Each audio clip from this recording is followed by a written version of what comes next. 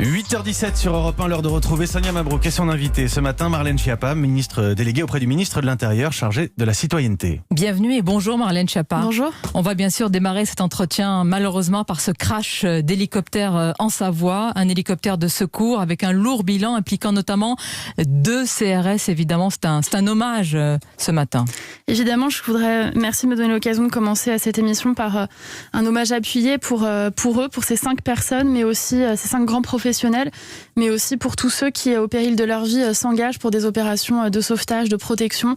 Le ministre de l'Intérieur va se rendre sur place tout à l'heure et je voudrais bien sûr adresser une pensée également pour le pilote qui est dans un état critique à l'heure actuelle. Bien sûr, et leur famille également. Alors une question d'actualité, Madame la Ministre, autour de ce qui s'est passé hier lors de la Ligue des Champions PSG Başakşehir avec des accusations de racisme visant un arbitre. Est-ce que vous soutenez, est-ce que vous saluez ce matin la réaction collective des joueurs qui ont stoppé le match? Alors d'abord, il faut attendre de voir ce qu'il en sera. Moi, je n'ai pas entendu les propos racistes en tant que tels, mais il y a quand même des témoignages concordants.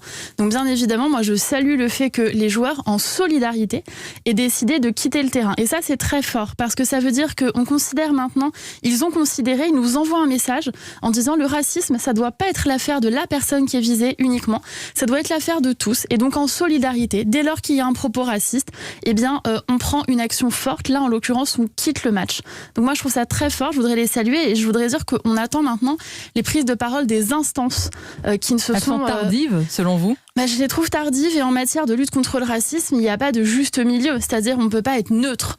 Soit on pourfend le racisme, soit on est du côté des racistes et des propos racistes qui sont prononcés. Et qu'est-ce que cela révèle dans nos sociétés où les Noirs dénoncent un racisme ordinaire? Est-ce que selon vous, c'est un racisme ordinaire? Parce que l'arbitre roumain dit négro et explique que ça signifie noir en roumain et n'a pas le sentiment que c'est une insulte raciste pour lui. C'est pour ça que je disais prudence, parce que je n'ai pas entendu les propos en tant que tels. En revanche, j'entendais sur votre antenne, je crois que c'était l'un des joueurs qui disait on ne dit pas pour désigner un joueur de foot blanc ce joueur blanc.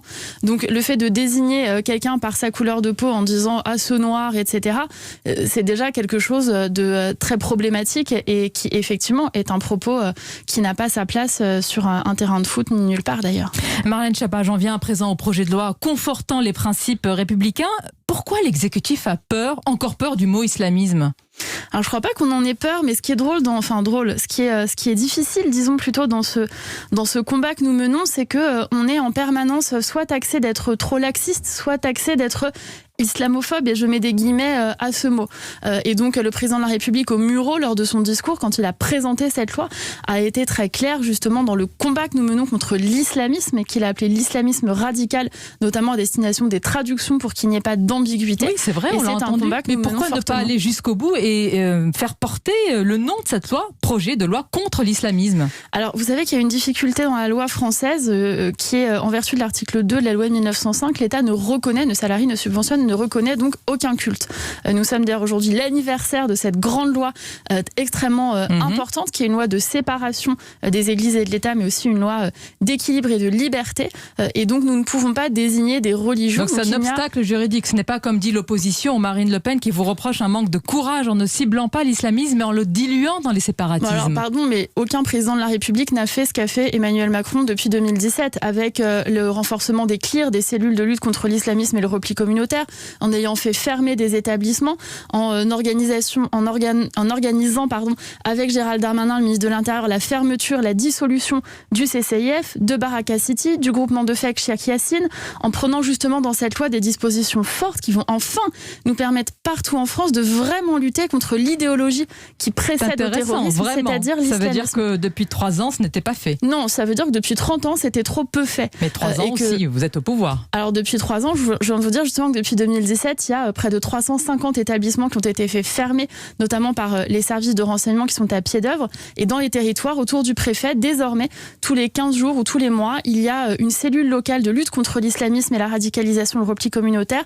Ça veut dire que tous les services de l'État, autour du préfet, du procureur de la République, partagent les informations dont ils disposent pour faire fermer les établissements qui sont des établissements qui prêchent la haine et l'islamisme radical. Il y a beaucoup de choses, Marlène Schiappa, dans ce texte. Un point quand même, il y a une grande partie consacrée aux associations avec un contrat d'engagement républicain à signer pour obtenir, c'est important, des subventions. Une condition qui inquiète quand même de nombreux élus, des maires, du fait d'une tutelle de l'État. Qu'est-ce que vous leur dites ce matin ? Alors d'abord, si nous faisons ce contrat d'engagement, c'est le contrat que j'avais mis en place dans mes précédentes fonctions pour l'égalité femmes-hommes et nous l'élargissons et nous lui donnons valeur de loi. C'est pour soutenir justement les élus locaux. Moi, j'étais avant-hier à Montpellier avec le maire, qui est un maire d'ailleurs qui n'est pas de mon parti politique, qui est un maire PS, monsieur Delafosse, qui a pris courageusement une charte de la laïcité pour les associations. Et bien, sa charte, elle est attaquée en justice, en tout cas, elle est menacée d'attaque en justice, comme cela avait été le cas d'ailleurs pour Valérie Pécresse, qui n'est pas non plus de mon parti, mais que je soutiens aussi pour ses actions pour la laïcité. Donc nous faisons ça pour soutenir les élus. Mais je voudrais vous dire que nous allons continuer le travail commun à partir de la présentation au Conseil des ministres tout à l'heure. Je lancerai 2 séries de consultations. L'une avec les élus locaux, avec ma collègue Jacqueline Gouraud, qui est la ministre en charge de la cohésion des territoires, et l'une avec les associations. C'est bien que vous sentez qu'il peut y avoir des crispations autour des collectivités locales, mais c'est bienvenu s'il y a un dialogue. C'est ce qui était prévu initialement, et l'idée justement, c'est que comme cet outil, il est à disposition de l'État, mais aussi des élus, on veut que les élus se sentent à l'aise avec ce qu'il y aura dedans, notamment quand on va définir ce que sont les principes républicains, les valeurs de la République. Pour moi, c'est assez clair. On ne prononce pas de paroles antisémites, on ne discrimine pas les femmes, on ne manque pas de respect aux symboles de la République, etc., etc. Mais il est important de les définir par écrit pour qu'on partage justement cette même définition des valeurs de la République. Vous m'avez parlé de ces premières réunions. Les deuxièmes, vous n'avez pas précisé ? Les deuxièmes, c'est avec les associations, avec Sarah El Haïry, qui est ma collègue qui est chargée de l'engagement associatif. Et l'idée pour nous, c'est justement d'échanger avec les associations sur leurs attentes, de leur présenter ce contrat, puisque ce sont elles qui devront le signer. Il sera joint automatiquement à tout CERFA et toute demande d'argent public devra passer par ce contrat d'engagement. Nous ne voulons pas donner 1 euro d'argent public aux ennemis de la République. Vous l'avez précisé tout à l'heure, Marlène Schiappa, aujourd'hui c'est une date importante, date anniversaire de la séparation entre l'Église et l'État. Certains sur la laïcité vous demandent d'aller plus loin. Xavier Bertrand suggère un référendum sur cette notion importante, ce concept de laïcité. Est-ce que c'est une bonne idée ? Moi je pense que le problème dans le débat autour de la laïcité, c'est que c'est parfois, et je le déplore, devenu un genre de mot valise. Et vous avez des gens qui mettent des choses très différentes derrière le mot de laïcité.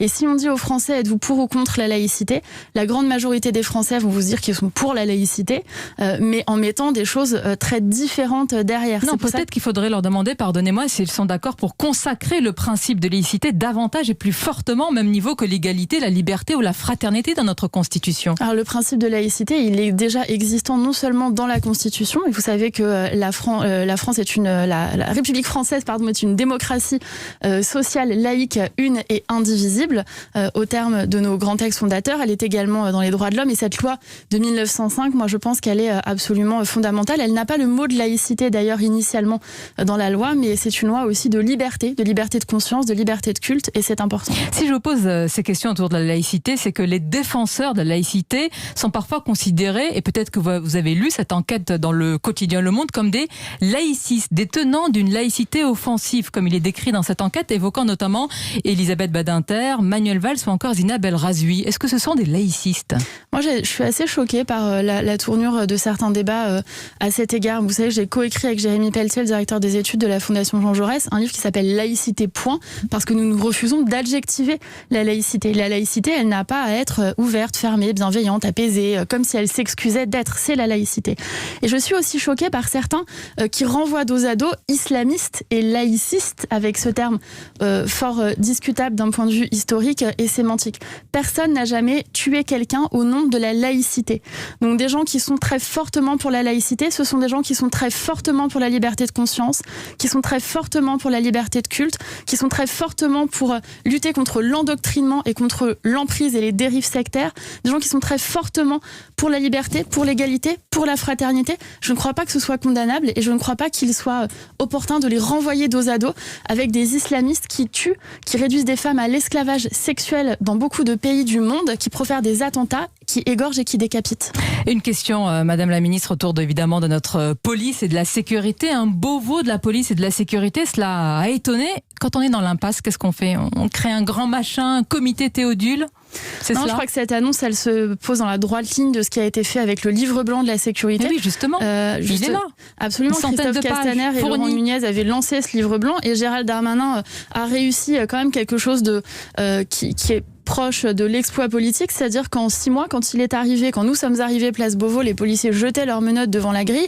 En quelques mois à peine, la confiance a été rétablie. Marlène Schiappa, aujourd'hui, ils ne veulent plus faire de contrôle d'identité pour certains. Vraiment, la confiance est rétablie. Non, c'est pas l'ensemble des policiers. Et moi, vous savez, je vois tous les jours les 290 000 femmes et hommes du ministère de l'Intérieur qui s'engagent très fortement, pas du tout. Moi, je trouve qu'il y a un écart énorme entre ce qu'on entend dans le débat public sur la police et la réalité de leur engagement quotidien. Leur engagement, c'est maintenir l'ordre républicain. Personne ne le remet en cause. La question, c'est est-ce que vous leur faites confiance? Est-ce que vous leur apportez le soutien? Est-ce qu'il faut arrêter de parler de violence policière? Alors, moi, je n'ai jamais prononcé le terme de violence policière. Jamais. Je ne pense pas que la police soit une institution structurellement violente ou structurellement raciste. C'est une institution qui fait du maintien de l'ordre, qui garde la paix, le beau terme de gardien de la paix.